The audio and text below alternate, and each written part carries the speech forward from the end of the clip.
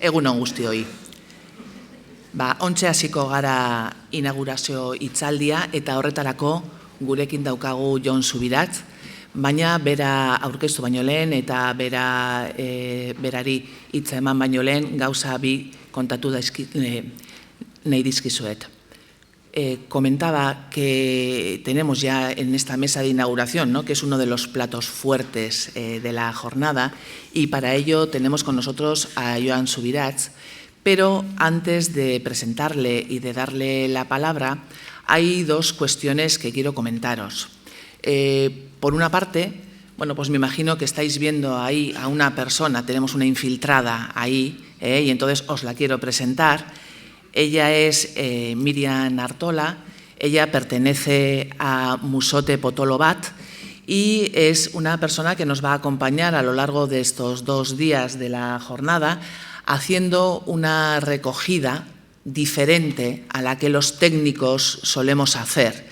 Y en la clausura de la jornada, pues compartirá con nosotros su mirada, porque nos parece que es importante integrar todas las miradas de la sociedad, no solamente la que a veces podemos ofrecer los profesionales, los voluntarios, los que estamos trabajando en estos temas, sino, bueno, pues miradas que nos hagan también pensar o repensar de manera distinta. Entonces, bueno, pues darle la bienvenida y esperemos que su mirada nos ayude a seguir pensando.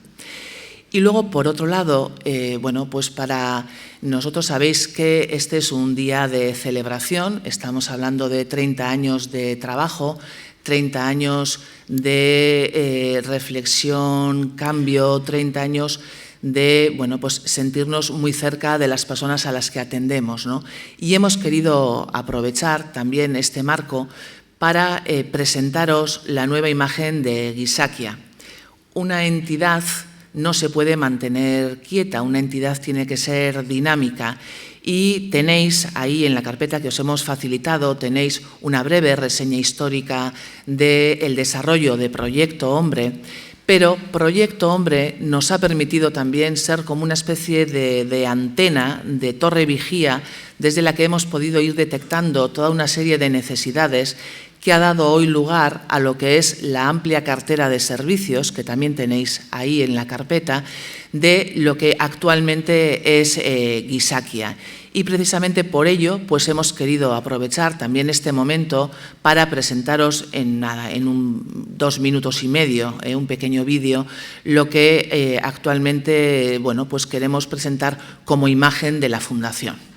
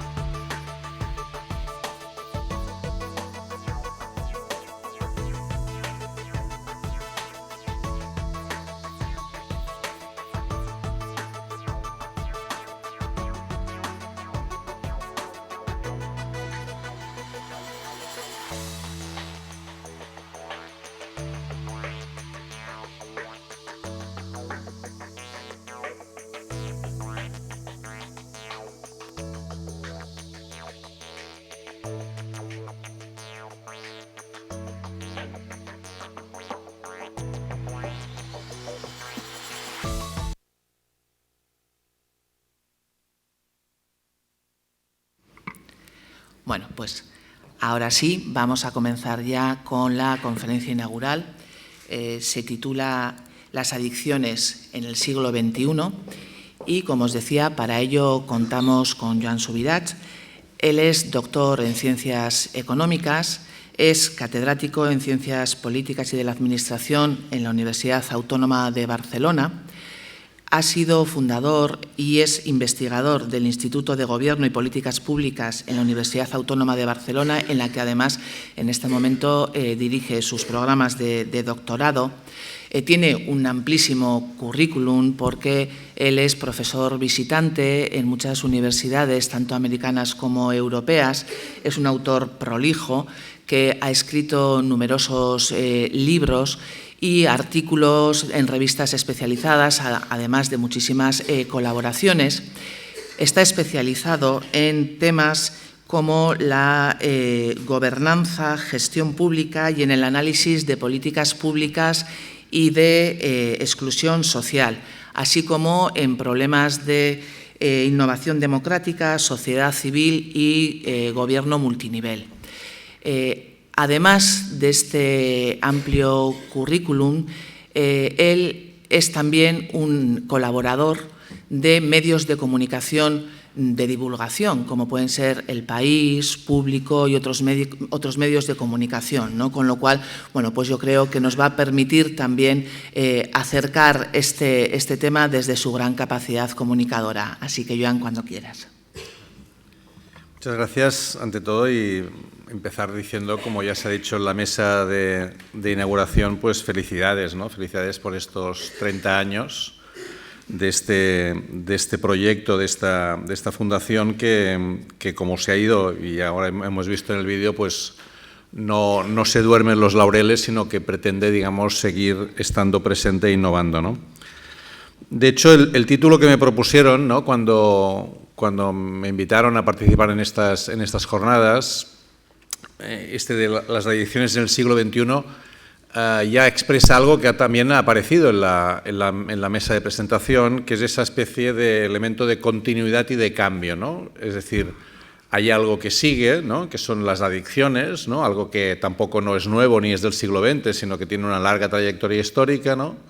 De alguna manera podríamos decir que acompaña las formas de convivencia y de relación social desde hace siglos, pero al mismo tiempo la idea también de novedad, ¿no? Estamos en el 2015, siglo XXI, ¿no? ¿Qué nos espera? ¿Qué hay de lo nuevo? ¿Qué hay de nuevo en este espacio, ¿no? Yo creo que ahí es donde se pone de relieve también algo que ha ido apareciendo también al principio, que es esa sensación de cambio, ¿no?, de cambio de época que coincide con al mismo tiempo con la sensación o con el peso de la crisis, ¿no? Esa crisis, ¿no?, que llevamos años, ¿no?, arrastrando y que siempre estamos como a la espera de que se acabe, ¿no? Es decir, a mí me gusta recordar frases de estas un poco brillantes o semibrillantes de algunos de nuestros políticos. Por ejemplo, pues el presidente de Gobierno español, Mariano Rajoy, dice aquello de estamos a punto de cruzar el Cabo de Hornos, ¿no? Que ya pues uno imagina que después del Cabo de Hornos pues saldrá el sol, ¿no?, sin saber que a lo mejor hay una bahía en el Cabo de Hornos, os invito a que lo miréis, que se llama Bahía Desolación. A lo mejor nos quedamos en la Bahía Desolación, ¿no? El presidente Mas, en la Generalitat, también utiliza un símil que está bastante bien últimamente, que dice, estamos en el agua, pero ya vemos la playa, ¿no? Yo siempre digo que el chiringuito ya no estará, o ya nos habrán robado las toallas, etcétera, ¿no? Esa sensación un poco, que creo que muchos compartís, de que cuando se habla de crisis se está hablando de algo temporal, episódico, coyuntural, que va a acabarse, ¿no? Porque la crisis es como una gripe, como algo cuando te encuentras mal, ¿no? Y por lo tanto, de alguna manera, esto nos obligaría a imaginar que no tenemos por qué cambiar las cosas como las hacemos, ¿no?, sino que simplemente esperar un poco de tiempo, ¿no?, a lo mejor gastar un poco menos, ¿no?, cambiar nuestros hábitos, quedarnos en casa, ¿no?, pero luego ya volverá, digamos, aquello a lo que estábamos acostumbrados, ¿no? Yo creo que en esto nos equivocamos, ¿no? Es decir, si cruzamos el Cabo de Hornos, si llegamos a la playa, si salimos del túnel, el paisaje no tendrá nada que ver con el que teníamos antes. Este es un tema central porque es muy distinto enfocar las cosas, las organizaciones, las universidades, las fundaciones, las empresas, las administraciones, con la lógica de la crisis, que es ya escampará, ¿no?, que con la lógica de esto está cambiando de verdad, de fondo, y por tanto tenemos que cambiar no solamente las respuestas, sino también las preguntas. Nos tenemos que replantear las preguntas, es decir, saber si tiene sentido lo que estamos haciendo, ¿no? Es decir, yo me lo pregunto desde la universidad, si la universidad sigue teniendo el sentido que tenía hace años, y esto se lo pueden preguntar muchísimas organizaciones porque, repito, no volveremos hacia atrás, ¿no?, sino que los cambios son muy profundos y son muy de calado, de gran calado, ¿no? Se producen muchas crisis al mismo tiempo, con mucha intensidad, y por lo tanto está cambiando la época. Este es el elemento central, hay un cambio estructural. Fijémonos en algunas cosas, ¿no? Por ejemplo, en el tema de los ciclos vitales, ¿no?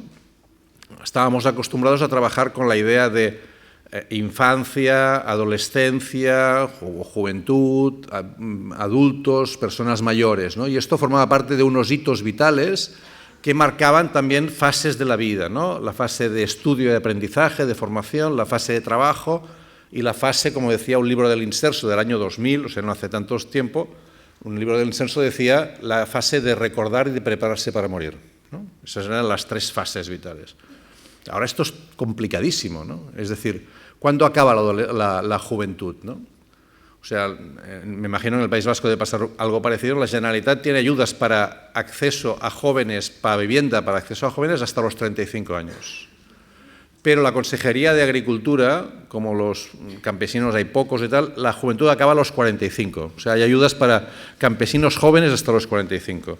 Las empresas prejubilan a los 50, por lo tanto la fase adulta se nos ha quedado un poco corta, digamos, ¿no? Y la de recordar y de prepararnos para morir, pues larga, ¿no? 30 o 40 años de recordar y de prepararnos para morir. O sea, las categorías con las cuales trabajaba el Fordismo, ¿no?, la sociedad industrial, tienen muy poco que ver con lo que nos está pasando, ¿no? Ahora, el otro día veía las cifras de previsión de edad en Barcelona ciudad. Ahora en Barcelona ciudad tenemos el 26% de mayores de 65 años. 26%. En el 2030 la previsión es que estaremos en el 33% de mayores de 65 años y en el 12% de mayores de 85 años. Claro, digamos, el imaginar que una tercera parte de los habitantes de Barcelona están preparándose para recordar y preparándose para morir para recordar, que son, digamos, improductivos, dependientes, que no sirven para nada, que no, esto es absurdo, es imaginar una sociedad que no tiene ningún sentido, ¿no? Claro, hemos de hablar más de ciclo de vida que de fases vitales, ¿no? Y entender el ciclo de vida como algo continuo, como algo que se relaciona una cosa con la otra, lo cual no quiere decir desatender las especificidades de la edad, pero entender más las ayudas desde la administración y el trabajo desde el tercer sector como algo continuo, con trabajos específicos de lo que llamaríamos disrupciones, ¿no? Momentos de ruptura de lo que podrían ser las continuidades. Y esto lo mismo pasa en la educación. Imaginar que la educación es una fase que empieza a los 0 años y acaba a los 16 o a los 20, no tiene ningún sentido porque hemos de trabajar con lógicas de 0 a 100 años, ¿no? Las universidades tendrán que plantearse de verdad el trabajar con adultos y trabajar con personas mayores, porque este es el gran tema en el cual tendrán que replantear, reconsiderar y reformar a mucha gente, ¿no? El tema del trabajo, ¿no? Claro, yo llevo, antes se decía, soy licenciado en Económicas, acabé la carrera el 30 de septiembre del 74, ¿no? Y el 1 de octubre del 74 era profesor, o sea, no estuve ni un día fuera de la universidad, ¿no? Por lo tanto, llevo en este momento 13 trienios de profesor universitario, ¿no? 41 años, ¿no? Claro, fijaos que mi vida es igual a mi profesión y a mi trabajo. Mi padre, digamos, fue campesino hasta los 18 y lechero en una lechería de la calle Hospital en el Raval de Barcelona, pues los otros 40 años. Yo tengo 3 hijas. Mi hija mayor tiene 14 meses cotizados, 12 trabajos. En una generación, ¿no? Mi segunda hija es trabajadora autónoma dependiente, que es bonito el nombre, es un oxímoron, digamos, ¿no? Trabajador autónomo dependiente, ¿no? Me hace recordar aquella pensión que vi en Madrid que decía solo se admiten viajeros estables, ¿no? O sea, bueno, pues autónomo dependiente, ¿no? Ella trabaja en una empresa con la mesa que no es suya, el ordenador que no es suyo, pero es autónoma, ¿no? Hace facturas, ¿no? Y evidentemente, pues tiene colegas, ¿no?, que trabajan de lunes a viernes, las despiden, empiezan otra vez el lunes, ¿no? Bueno, ¿qué les voy a contar a la gente joven que está aquí? Porque, digamos, ¿no?, hace años mis estudiantes me decían, profesor, no vendré porque he encontrado un trabajo. Luego me dijeron, profesor, esta semana no vendré porque he pillado un trabajo. Ahora ya no me dicen nada, ¿no? O sea, es decir, lo que se está convirtiendo el trabajo en algo, digamos, trabajo igual a precariado, ¿no? A la idea de precario, de líquido, que dice Zygmunt Bauman, que hace libros, ¿no? Todo es líquido, amor líquido, trabajo líquido, social líquido, pues la idea de lo líquido, ¿no?, de lo inestable, ¿no?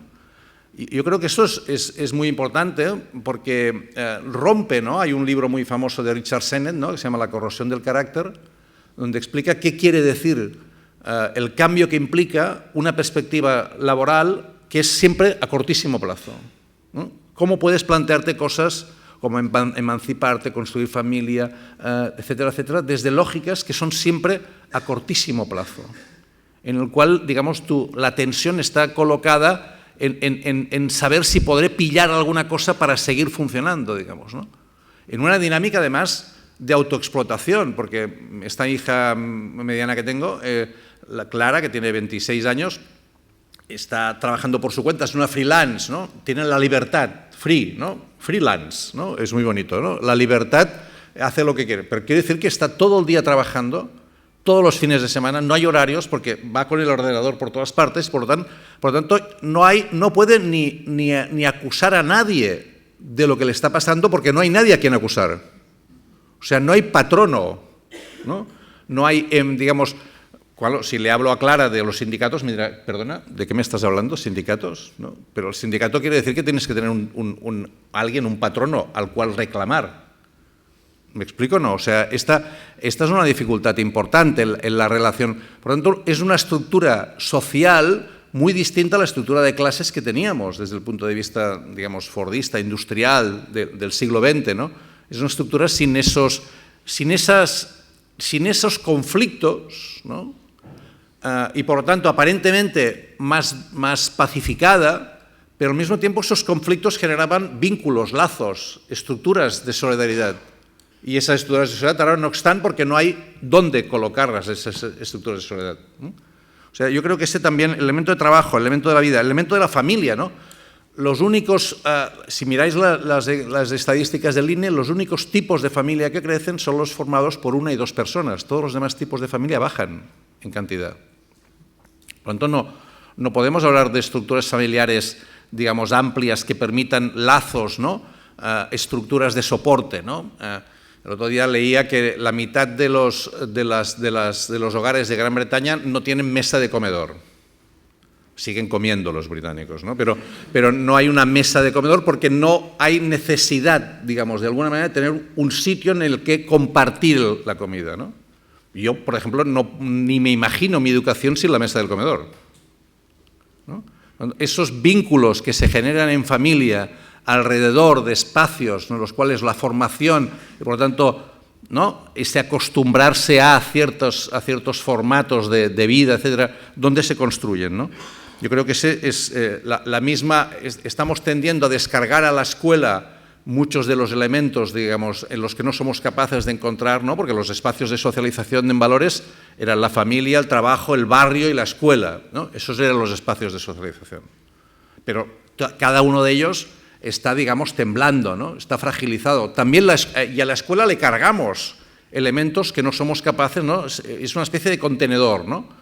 Le vamos cargando de aquello que no somos capaces de hacer en otras esferas y no acompañamos a la escuela. La escuela lo tiene muy difícil hacer todas esas funciones en solitario, ¿no?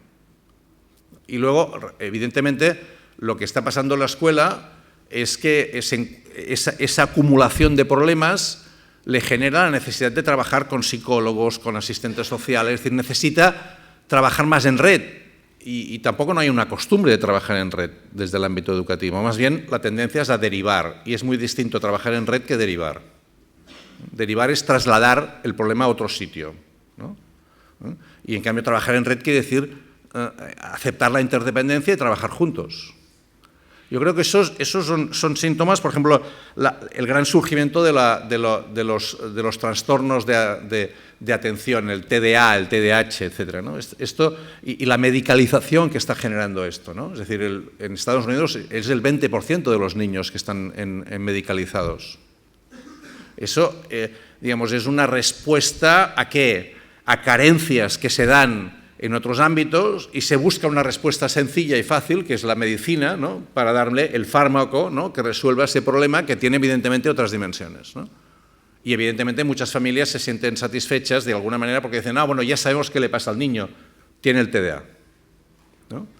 Entonces, esto es una respuesta simplificadora que descarga y que, digamos, sitúa a esa persona, a ese niño, en una situación ya, como dicen algunos, ¿no? Algunos estudios, un estudio muy importante que publicó el New York Times sobre los efectos a largo plazo de la medicación del TDA, pues a personas que igual ya para toda la vida estarán en procesos de este tipo, ¿no?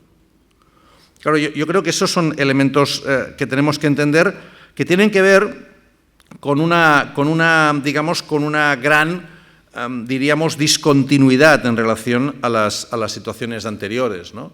Y por lo tanto, es muy difícil que regresemos a las situaciones anteriores, ¿no?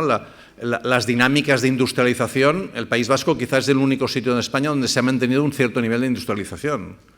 Pero, digamos, cada vez más estamos en lógicas financieras, de servicios, etcétera, etcétera, donde el elemento básico es el consumo, la deuda, el endeudamiento, ¿no? Es decir, el trabajar con lógicas muy basadas en la estructura de trabajos frágiles y elementos básicamente de consumos, ¿no? ¿Cuál es el tipo de sociedad que esto va generando, ¿no? Y del que debemos ser conscientes, ¿no? Hombre, pues una sociedad que valora mucho la autonomía individual, ¿no? Este es un elemento central, ¿no? Por lo tanto, la autonomía es un factor muy importante. Antes hablábamos de libertad, ahora básicamente tenemos que trabajar con el concepto de autonomía individual, que es un valor, y es verdad que es un valor, autonomía personal. Un segundo valor muy importante es el de la igualdad, pero en el de la igualdad tenemos tendencia a trabajar solamente con la igualdad de oportunidades, ¿no? Y eso es, digamos, de alguna manera fragmentario, ¿no? ¿Por qué? Porque es imaginar, ¿no?, que todo el mundo parte del mismo sitio y que puede aprovechar las oportunidades que tiene delante, que depende de su esfuerzo el conseguir aprovechar esas oportunidades. Por lo tanto, estamos en la cultura del esfuerzo, ¿no? Y por lo tanto dice, todo el mundo puede llegar donde quiera, si se esfuerza, ¿no? El entrenador del Barça, Guardiola, cuando era del Barça, decía que si la gente se levantara temprano, lo podría conseguir todo. Pues hay mucha gente que se levanta muy temprano y no acaba consiguiéndolo todo, digamos, ¿no? ¿Por qué? Porque no hay un problema de igualdad de oportunidades solamente, sino de igualdad de condiciones y de posibilidades, ¿no? Es decir, Amartya Sen ha incorporado mucho la idea de que cuidado solamente con la igualdad de oportunidades, porque si solamente se trabaja con la igualdad de oportunidades, entonces estamos despolitizando la desigualdad. Estamos entendiendo que la desigualdad solamente es problema de que alguien personalmente, individualmente, no ha aprovechado esas oportunidades.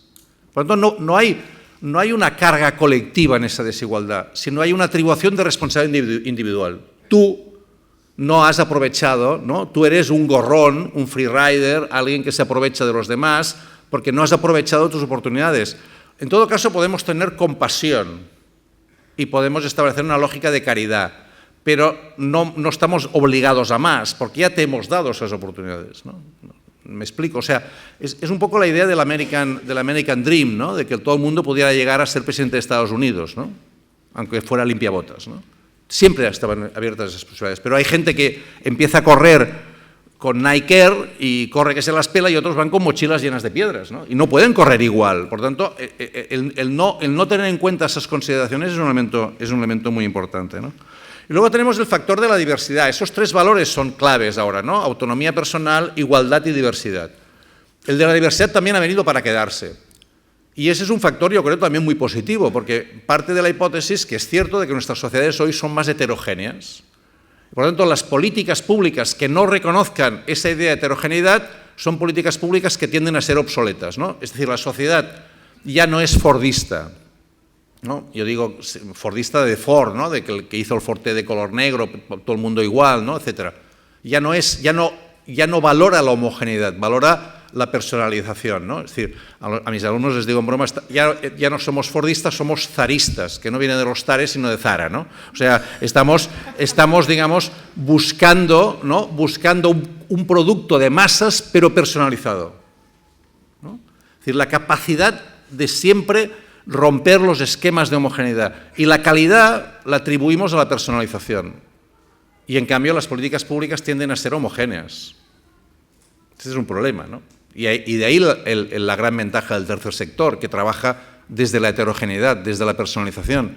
Yo cuando estudiaba Derecho Administrativo, el manual de Garrido Falla decía: las administraciones públicas han de trabajar con eficacia indiferente.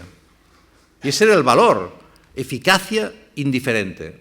Porque si era eficacia diferenciada, eso era discrecionalidad administrativa. Eso era hacer precedentes.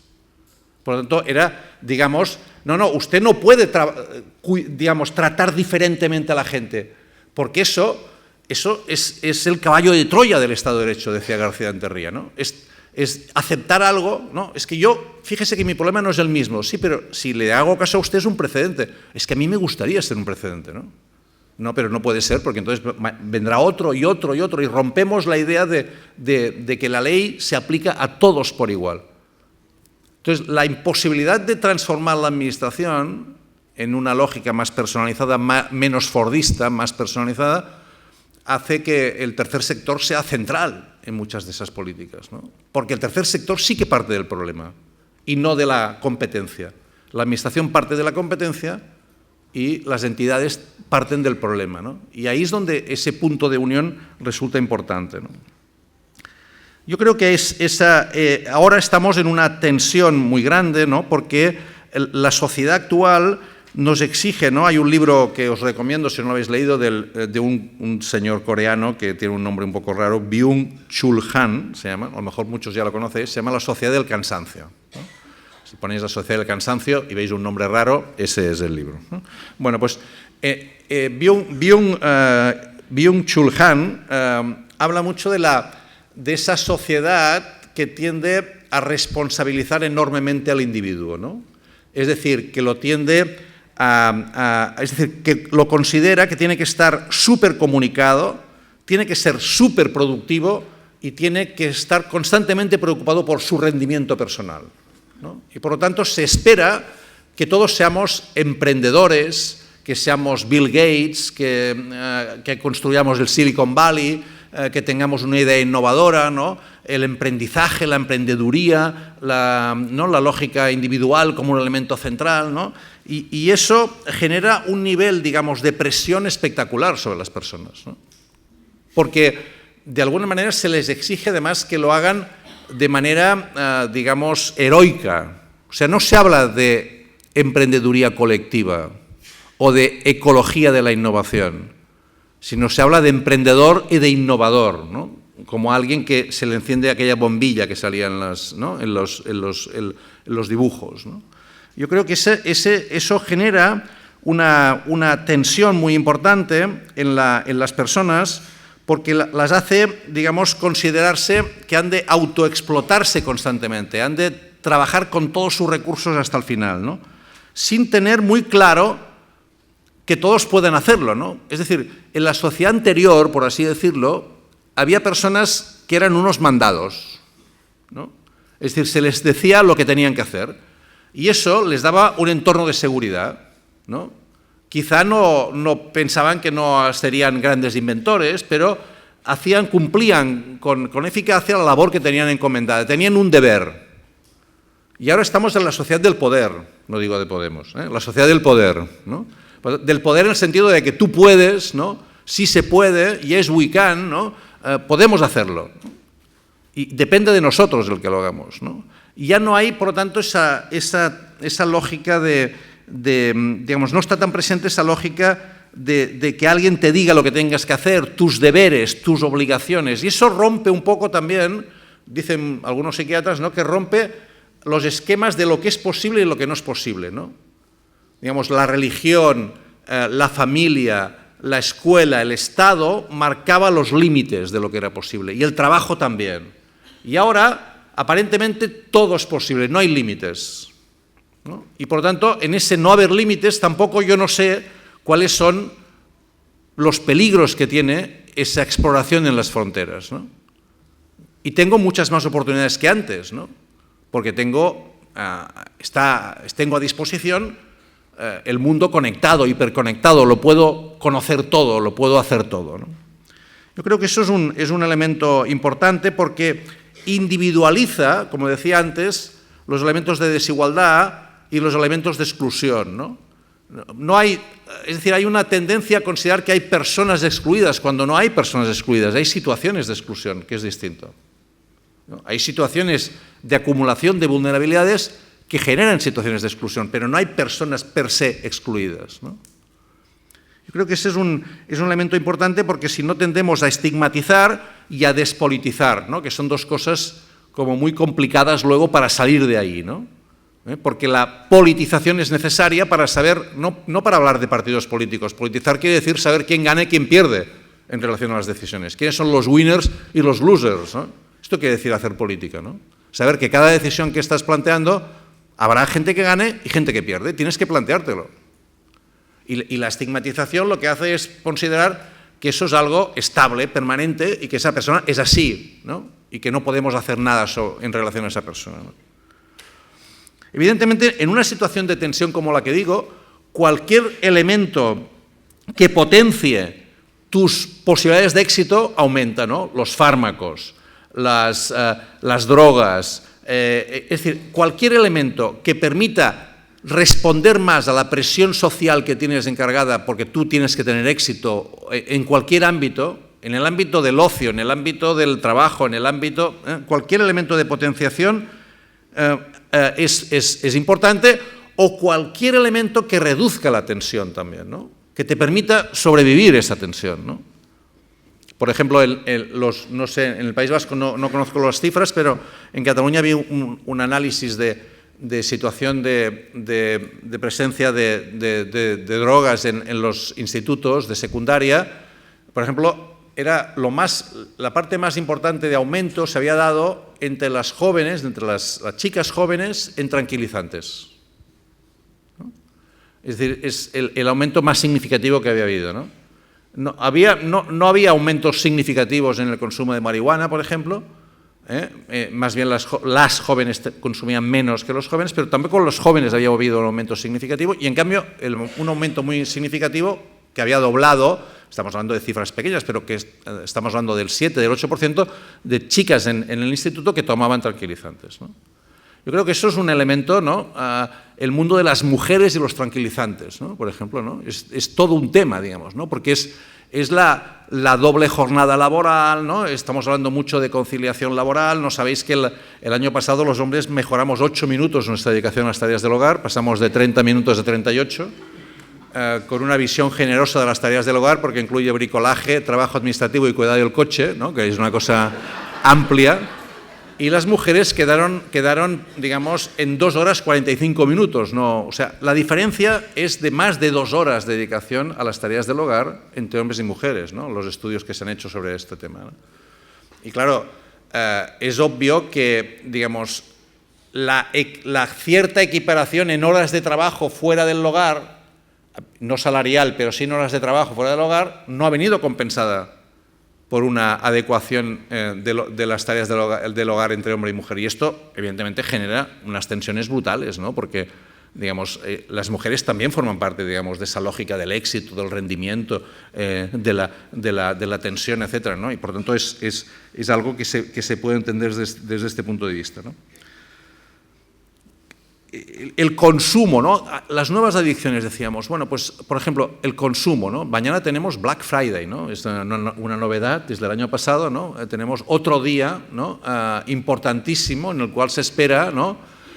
En China tienen el Día del Soltero, aquí aún no ha llegado, ¿no? Pero el otro día vendieron durante medio día todo lo que vende el Corte Inglés durante todo el año, ¿no? En medio día solamente, ¿no? Y ahora tenemos el Black Friday, ¿no? Bueno, pues esto quiere decir que cada vez aumenta más la conexión trabajo, éxito, realización personal, identidad, consumo, ¿no? el consumo alcohólico, ¿no? Antes, yo me acuerdo que cuando mi madre iba al dentista siempre se compraba algo, porque decía, he estado sufriendo tanto en el dentista que cuando salgo compro algo. Y me llegaron a decir que había tiendas, más tiendas a los lados de los dentistas que fueron. Esto no lo he podido comprobar, ¿no? Pero esa idea del consumo como compensación, ¿no? Como compensación, como algo que te libera, ¿no? Y que te gratifica, ¿no? Te das un premio, ¿no? Te das un premio, ¿no? Eso es algo que es evidente que se está dando. Y además el consumo por Internet está aumentando enormemente también, lo cual también genera esa lógica, ¿no? De cómo Internet se convierte en un espacio de vicio individual, ¿no? Vicio de juego, vicio de compra, vicio pornográfico, es decir, ese elemento de relación personal que tú tienes acceso a cualquier cosa sin desplazarte y de manera, digamos, privada, ¿no? Individualizada, ¿no? También el trabajo, ¿no? Es decir, el work alcoholic, el consumo alcoholic, esa idea de Internet como algo que nos acompaña y nos mantiene permanentemente conectados con cualquier elemento, también con el consumo, con la compra, ¿no? Ese es un elemento, evidentemente, de nuevas posibilidades digamos, de adicción, ¿no?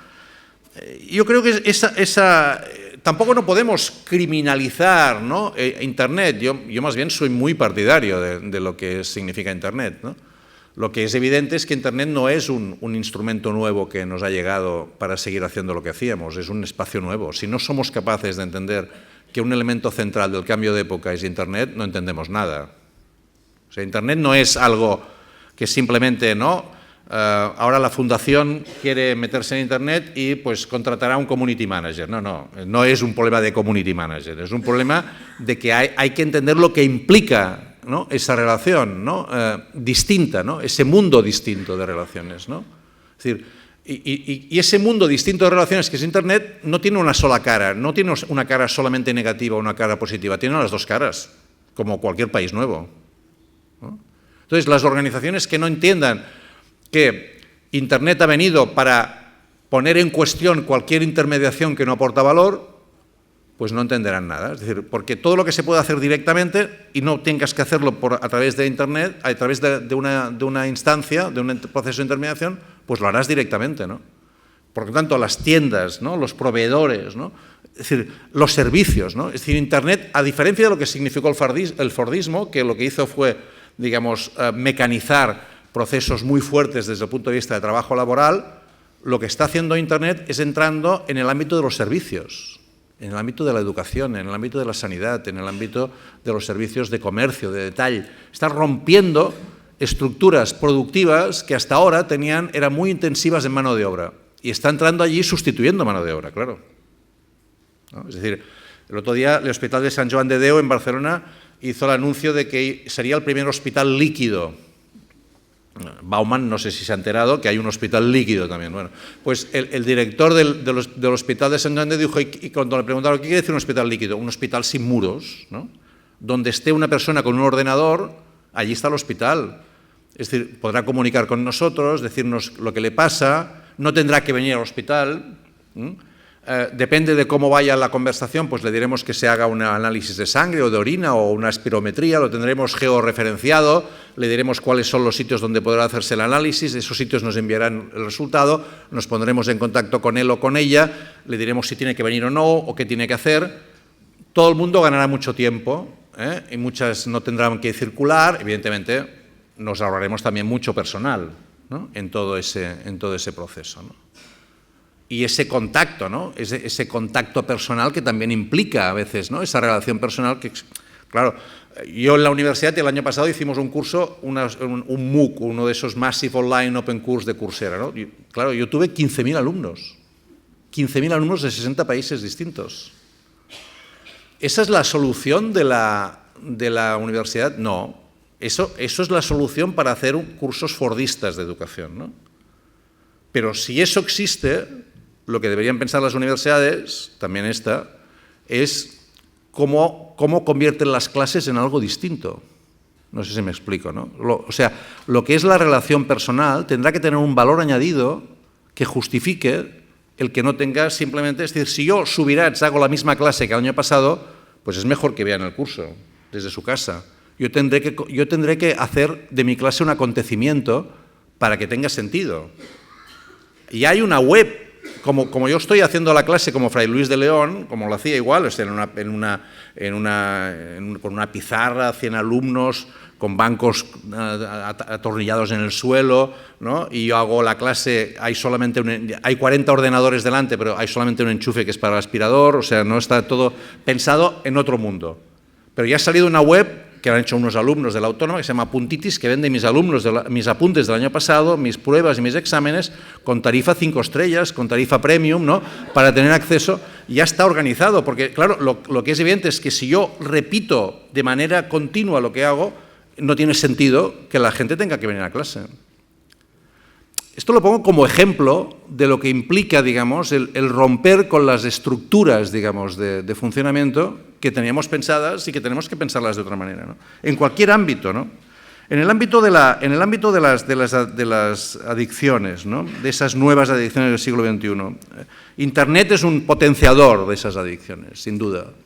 Pero también al mismo tiempo puede ser un elemento que sea un aliado, digamos, para prevenir esas adicciones, ¿no? Depende de cómo se trabaje con ese ámbito, ¿no? Por lo tanto, por ejemplo, permite difundir muchísimo más elementos de educación, de prevención, de elementos de reducción de daños, de información, ¿no? Lo que hace Energy Control, pues en un ámbito se puede hacer de manera mucho más estable y directa. Es decir, estos son elementos que también los tenemos que incorporar, ¿no?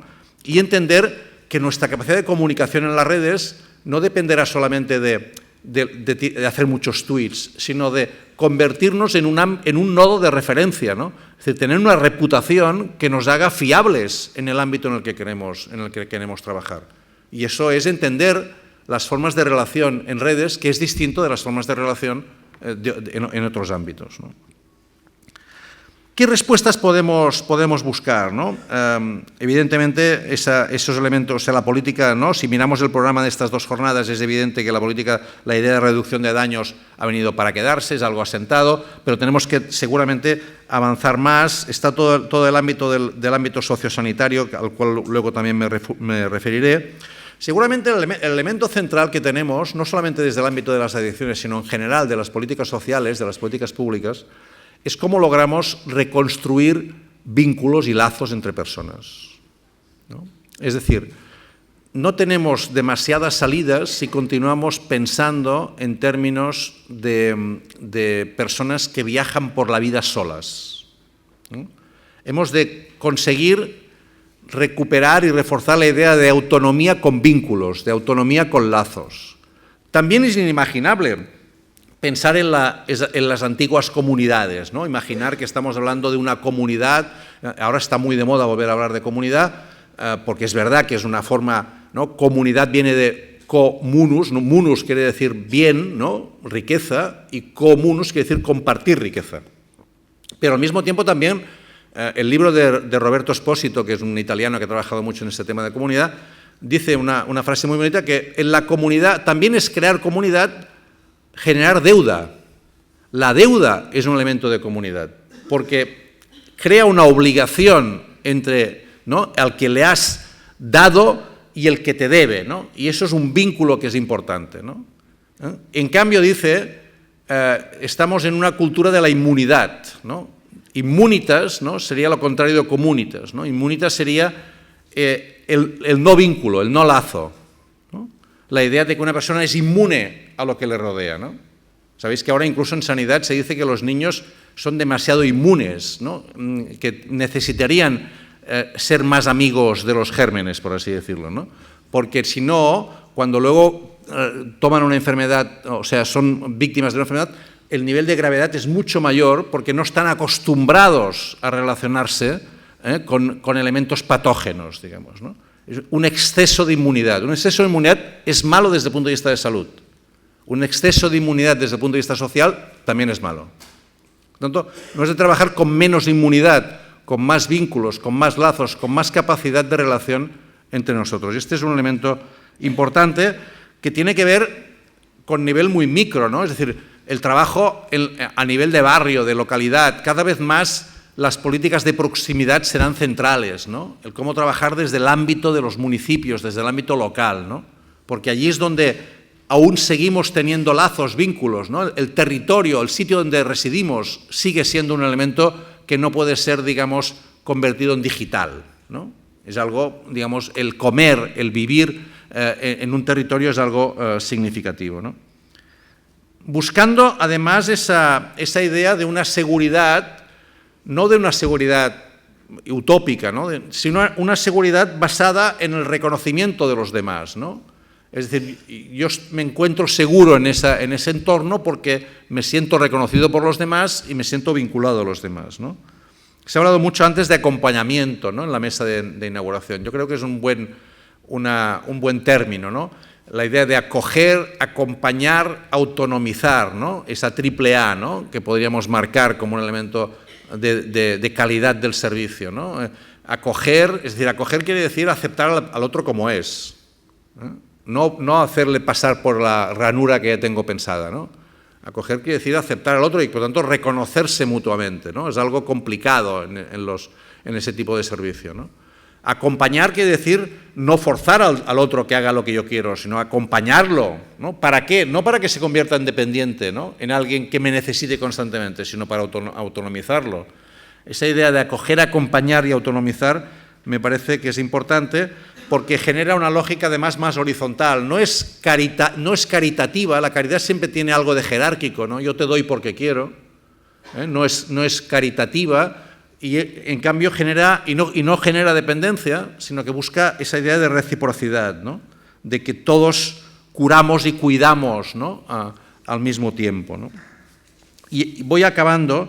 Yo creo que si aceptamos que la gente, y esto es algo que es importante, si aceptamos que la gente tiene que tener más responsabilidad, seguramente tiene que tener más poder, ¿no?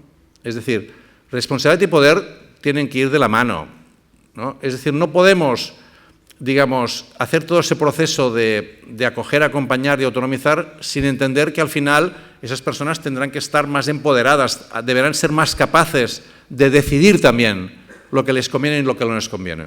Esto es importante entenderlo, ¿no? Creo también, ¿no? Desde el ámbito, voy acabando, desde el ámbito sociosanitario, creo que este es un gran reto, ¿no? Antes el alcalde de Bilbao lo comentaba, porque supongo que como era consejero antes, este es un tema que yo lo había ido impulsando ya, y es un tema que también en Cataluña estamos mirando mucho el modelo escocés, el modelo vasco como algo para nosotros significativo, porque es evidente que tenemos un problema grave, que tenemos las tendencias de la población serán cada vez más a procesos de cronificación de ciertas disfunciones y por lo tanto hemos de relacionar mucho mejor el ámbito del curar y el ámbito del cuidar. No puede ser que tengamos todos los recursos puestos en curar y muy pocos puestos en cuidar, ¿no? Cuidar es tan importante como curar en muchos de esos casos, ¿no? Por lo tanto, esa capacidad de igualación del curar y cuidar, ¿no? Exige una lógica que desde el ámbito de los servicios sociales muchas veces se ve con cierta prevención, porque el ámbito sanitario pues, se ha reforzado muchísimo a lo largo del tiempo, se ha tecnificado, tiene un nivel de conocimiento y de fuerza muy grande y se ve desde el ámbito social como si fuera un abrazo del oso, ¿no? Que se hiciera al ámbito social, ¿no? Y desde el ámbito sanitario creo que aún son poco conscientes de las carencias que implica el ámbito del curar sin el cuidar, ¿no? Claro, esto tiene un desequilibrio desde el punto de vista de protección, ¿no? Porque el ámbito sanitario está protegido al 100% y el ámbito social no está protegido al 100%. Deberíamos ser capaces de igualar, ¿no? El ámbito de protección sanitario y social y seguramente igualar más ese curar y cuidar, entendiendo que eso es calidad y que al mismo tiempo es más eficiente económicamente. Pero en este orden, no diciendo que es más eficiente económicamente y luego hablar de calidad, sino entender que es más de calidad y que luego a lo mejor es más eficiente económicamente. Yo diría que en ese tema es muy importante incorporar la experiencia de gente como la Fundación, ¿no? Gizakia, que tiene ese largo recorrido, ¿no? Y esa experiencia con voluntarios, con profesionales en el sector, porque ahí está un conocimiento que es difícil que lo puedan tener desde otros ámbitos, ¿no? Es decir, yo diría que si tomamos el tema de Internet, ¿no? La idea de compartir conocimiento, coproducir conocimiento, la idea de que el usuario también es productor, la idea, por lo tanto, de hacer más horizontal las relaciones a partir del cambio tecnológico y del cambio de época que comentamos, en el ámbito de las políticas de prevención y de tratamiento de las adicciones, deberíamos empezar a hablar de coproducción de políticas, ¿no? Y si hablamos de coproducción de políticas, deberíamos entender que esa coproducción de políticas quiere decir partir de diagnósticos conjuntos entre las entidades que conocen el ámbito, que conocen el sector, que saben de qué va, con las administraciones, construyendo juntos diagnóstico, no solamente implementando, ¿no? Haciendo de prestadores de servicios, ¿no? Sino construyendo juntos el diagnóstico, que eso quiere decir co-crear, coproducir políticas públicas, ¿no? Partiendo, por lo tanto, de hacer un paso más de la idea de participación, ¿no? Coproducción implica esa responsabilidad compartida, ¿no? Pero también al mismo tiempo un reequilibrio de poderes, ¿no? Si compartimos responsabilidades, también compartimos poderes, ¿no? Ese es, yo creo, un elemento central. Por lo tanto, en el fondo, si hablamos de cómo encarar, de cómo afrontar las adicciones del siglo XXI, seguramente una buena forma de hacerlo es partiendo de esa idea, ¿no? De coproducción de políticas, ¿no? Entendiendo lo público no como algo estrictamente institucional, sino como algo, digamos, que es la capacidad colectiva de hacer frente a problemas comunes, ¿no? Y eso, si definimos así lo público, entenderemos que la idea de política pública es algo más que una política institucional. Bueno, pues espero que haya servido mis reflexiones y estoy a vuestra disposición. Muchas gracias.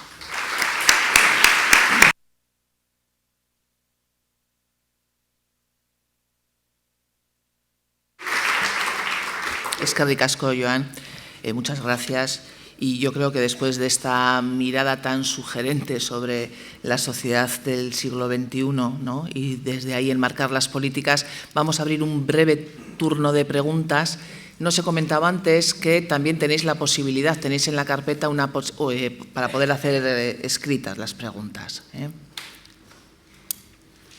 Tenemos como 5 minutillos para no retrasarnos mucho.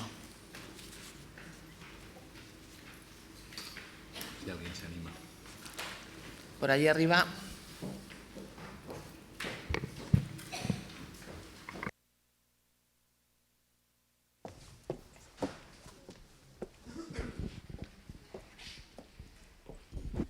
Hola, buenos días. Yo soy Rodrigo Ras, soy psiquiatra en un centro de salud mental.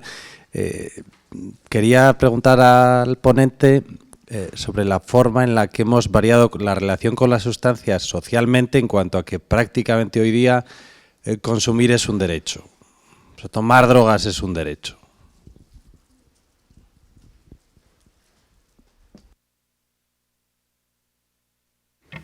Yo diría que lo que hay es, digamos, una idea de que el tipo de sociedad que tenemos, ¿no? Tolera, ¿no? la incorporación de elementos, de pautas de consumo de cualquier tipo de sustancia que nos permita encarar mejor la existencia hasta un cierto nivel, ¿no? Y ahí los límites son siempre muy poco precisos, ¿no? Esa idea, yo no acabo de pensar que estamos ante la idea de que consumir es un derecho, ¿no? Consumir es un derecho en ciertos tipos de adicción, ¿no? Por ejemplo, pues si vamos repasando, ¿no? El alcohol, digamos, las drogas, digamos, marihuana, ¿no? El consumo excesivo, el endeudamiento excesivo, el juego por Internet, ¿no? Todo el gasto, el consumo vinculado a pornografía, ¿no? Y a sexo. Si vamos repasando estos elementos, allí se consideran que forman parte de la esfera individual, de decisión individual, ¿no? Cada uno elige. Los límites empiezan a ser más, digamos, complicados cuando entras en otro tipo de sustancias, ¿no? Yo ahí no diría que podamos hablar de que consumir es un derecho, ¿no? Se considera, en todo caso, que lo que no es un derecho es el tráfico, ¿no? Y el consumo forma parte, digamos, de algo no penalizable como tal, ¿no? En ese sentido sí que sería, pero tanto como idea de derecho diría no penalizable, ¿no? Que sería otra fórmula, ¿no? ¿Esto qué implicaciones tiene desde el punto de vista general social? Claro, es cargar mucho sobre las espaldas del individuo la decisión sobre cuáles son los límites, ¿no? Yo me acuerdo que hablando con un grupo de psiquiatras en Barcelona me decían esto, ¿no? Estamos cada día viendo a personas que son menos conscientes de los límites que tienen. Nadie les ha marcado los límites, ¿no? Y eso, ¿de quién es tarea, no? Antes estaba repasando, ¿no?, los ámbitos de socialización, ¿no?, que marcaban pautas de límites, ¿no? La Iglesia, el Estado, la familia, la escuela, y en cada uno de esos ámbitos vemos que ha habido un enflaquecimiento, ¿no?, de las capacidades de marcar límites, ¿no? Seguramente, si miramos ahora aquello que consideramos radical desde el punto de vista de planteamiento que contradice nuestra mirada sobre lo individual, ¿no?, el islamismo radical, allí, digamos, los límites están muy marcados, excesivamente marcados, ¿no? Porque la idea de comunidad es mucho más fuerte que la idea de autonomía y de diversidad, ¿no? Es decir, el hecho de que tú formas parte de esta comunidad te protege, pero te limita enormemente, ¿no? Es decir, el formar parte de Hamás en la Franja de Gaza implica que tú tienes que asumir lo que Hamás diga, pero tú sabes que tienes la vida, digamos, básica solucionada, porque has admitido esa restricción de libertad individual. Entonces, yo creo que esa es una tensión muy fuerte, ¿no? Nuestro proceso de modernidad, ¿no?, de modernización social, nos ha llevado a situar el elemento individual como algo inatacable, ¿no?, como algo básico, ¿no? Si además relacionamos, y ahí es donde yo creo que está la conexión, si relacionamos que no estamos solamente en una economía de mercado, sino que nos estamos acercando a una sociedad de mercado, que es distinto a economía de mercado que es sociedad de mercado, en el que todo tiene un precio y todo se compra y se vende, entonces ahí los límites ya no son... Pero fíjate que los límites en muchos otros campos, ¿no? Es decir, el año pasado hubo más niños llegados a España por vientres de alquiler que niños, digamos, ¿cómo se llama esto? Adoptados. 1.800. Que yo sepa, la legislación española en sobre vientres de alquiler declara que esto es ilegal. Y en cambio, digamos, es algo que puede comprarse, ¿no? Que puede comprarse en la India, que puede comprarse en Estados Unidos y que no siempre está vinculado además a una imposibilidad de tener hijos. A veces hay problemas de comodidad. Por lo tanto, yo creo que o restringimos la idea de sociedad de mercado y entendemos que hay ciertos valores de carácter colectivo que han de protegerse y ahí establecemos ciertos límites que difícilmente serán trasladables a otros ámbitos, ¿no? Por eso hablaba también de las esferas de comunidad más próximas, ¿no? O si no, tendremos problemas, ¿no? Muchas gracias. Podría haber una última intervención porque no queremos restarle tiempo sino a la mesa de atrás. No sé si alguien... Bueno, si no, muchísimas gracias por vuestra atención y yo creo que, bueno, que como inauguración nos has dejado muchísimas cosas sobre las que pensar. Es que ricasco.